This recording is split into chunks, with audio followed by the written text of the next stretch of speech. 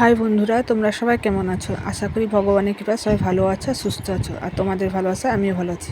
দেখো, আজ জন্মাষ্টমী, তাই আমি সকাল সকাল স্নান করে ঠাকুর ঘরের কাছে চলে এসেছি। ঠাকুর ঘর ভালো করে পরিষ্কার পরিচ্ছন্ন করছি। আজ জন্মাষ্টমী ভাবছিলাম একটু ভোগ তৈরি হবে, তাই আমি সকাল সকাল ঠাকুর ঘর পুরো পরিষ্কার করে সমস্ত ধূপ সাজিয়ে দিলাম। আর এখানে দেখো, রান্নাঘরে এলাম, দেখি মা ঠাকুরের ভোগ রান্না করছে।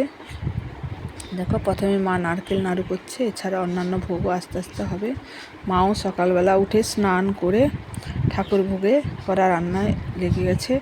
মা ঠাকুর ভোগ করছিল বলে আমি সেদিকে ঠাকুর ঘরটা গুছাচ্ছিলাম। মা আছে তাই অনেক সুবিধা হচ্ছে, নাহলে আমাকে একা হাতেই সব করতে হতো, অনেক লেট হয়ে যেত। এখানে মায়ের ঠাকুর ভোগ সবে শুরু হয়েছে।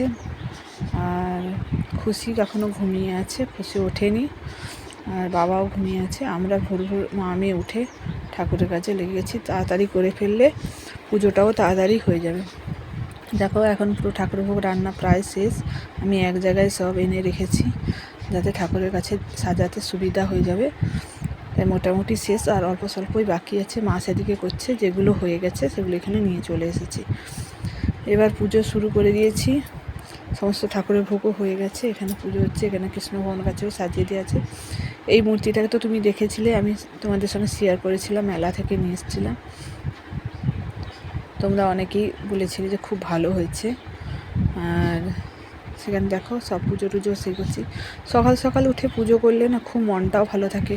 আর আমি চেষ্টা করি বাইরে থাকলেও প্রত্যেকটা অকেশন, প্রত্যেকটা পূজা আমি যেমনভাবে পারি সেরকমভাবে করার, যাতে খুশি সেগুলো শেখে আর সমস্ত কিছু সে এনজয় করতে পারে, আনন্দ করতে পারে। কেন বাইরে থাকলে সবাই তো সঙ্গে থাকে না, আর সমস্ত অনুষ্ঠানও আমরা অ্যাটেন্ড করতে পারি না। কিন্তু নিজে যদি সমস্ত কিছু করি, তাহলে মেয়েটাও সেটা দেখতে পারে যে কখন কি পুজো হয়, আর অনুভব করতে পারে। তোমরা জন্মাষ্টমী কেমনভাবে কাটাচ্ছ অবশ্যই জানাবে।